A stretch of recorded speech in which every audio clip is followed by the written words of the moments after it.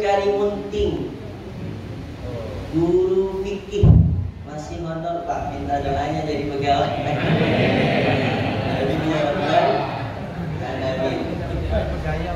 Saya tidak pernah menyangka bahwa acara ini saya dijadikan borongan ya Pak ya.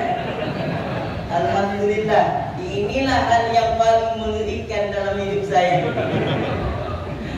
Insya Allah, biasanya saya diundang jauh-jauh hari oleh bapak-bapak dan ibu-ibu kenakan oleh Allah Subhanahu wa Ta'ala. La yadkhulul jannah, tak masuk surga. Siapa orang yang tak masuk surga itu ya Rasulullah? Qati'ur rahim, orang yang memutus hubungan tali silaturahim. Baik hubungan kita dengan Allah, maka juga baik hubungan kita dengan sesama muslim. Orang itu akan dihinakan oleh Allah Subhanahu wa Ta'ala kalau tidak menyambung hubungan silaturahim dengan saudaranya. Maka sholat subuh tadi kita bersalam-salaman walaupun dalam keadaan kita masih dipuji oleh Allah Subhanahu wa Ta'ala. 2 tahun lebih kita dipuji oleh Allah, betul Pak? 2 tahun lebih kita dipuji oleh Allah Subhanahu wa Ta'ala dengan penyakit yang tak nampak oleh mata, penyakit yang mampu meresahkan hati orang yang beriman maupun orang yang tak beriman. Ada rasa takut kita dengan penyakit ini, tapi kita habiskan rasa takut kita kepada Allah Subhanahu wa Ta'ala. Karena kalau kita takut kepada selain Allah, takut kepada makhluk, tidak takut kepada Allah, betapa lemahnya iman kita, betapa kerdilnya iman kita di hadapan Allah Subhanahu wa Ta'ala. Maka kita tetap berusaha pakai masker, kemudian cuci tangan, kemudian jaga jarak, kemudian kita berusaha berikhtiar dengan doa, minta kepada Allah supaya penyakit ini tidak kena kepada keluarga kita. Alhamdulillah, yang sudah kena berarti datang cinta Allah kepada dia ya Pak ya. Bapak jamiat kita sudah kena karena Allah cinta dengan beliau. Kata Allah, "Idza ahabba qauman ibtalahum." Kalau Allah itu sedang jatuh cinta dengan seorang hamba, maka hamba itu siap-siap akan diuji oleh Allah Subhanahu wa Ta'ala. Ujian pasti datang. Ujian, cobaan, tantangan, rintangan akan diberikan oleh Allah Subhanahu wa Ta'ala. Kenapa Allah berikan ujian kepada kita?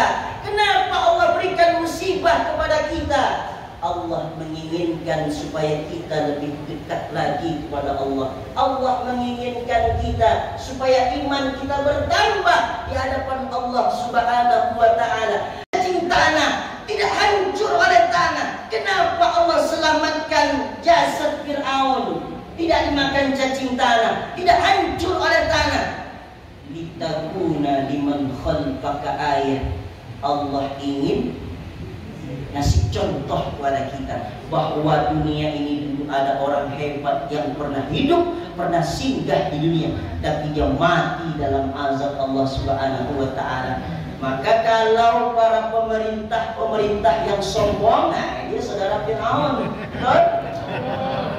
Kalau pejabat-pejabat itu sombong, tak ngaku kebesaran Allah, termasuk saudara Fir'aun. Sudah terlambat dia, sudah telat dia. Dulu ada Fir'aun yang lebih hebat lagi berkuasa di atas muka bumi Allah Subhanahu wa Ta'ala. Mana dia sekarang? Mati, tak ada lagi jejaknya di atas muka bumi Allah Subhanahu wa Ta'ala. Ada lagi Pak Namrud. Ini lebih lama lagi daripada Fir'aun berkuasa. Berapa dia berkuasa? 400 tahun dia berkuasa. Hebat, berkuasa, sampai-sampai dia sanggup membakar kekasih Allah Nabi Ibrahim. Dibakar Nabi Ibrahim oleh Raja Namrud. Tapi dengan pertolongan Allah Subhanahu wa Ta'ala, Nabi Ibrahim tidak hangus, sehelai rambut pun tidak terbakar. Ya naru kuni bardan wa salaman ala Ibrahim. Andai tidak ada kata salaman dalam Al-Quran, mungkin Nabi Ibrahim sudah terhangus, terbakar, kedinginan di dalam api yang panas itu. Namrus, apa kata Namrus? Saking hebatnya dia, Arabbun ghairi, adakah Tuhan yang lain selain aku? Kata Namrus. Adakah Tuhan yang lain selain aku? Kata Namrus. Mati dia dalam kehinaan. Ada yang bilang kena lalat, ada yang bilang ustaz-ustaz kena nyamuk. Nah, mungkin banyak pendapat di situ. Ustaz Somad, Abdul Somad bilang mati kena seekor nyamuk masuk ke dalam telinganya, dipukul dengan palu, dengan martil. Dikira Namrus itu orang gila karena dia saat itu memang sedang saat gila. Saat itu memang betul-betul kesakitan. Namrus yang ngaku sebagai Tuhan mati dalam azab Allah karena seekor nyamuk.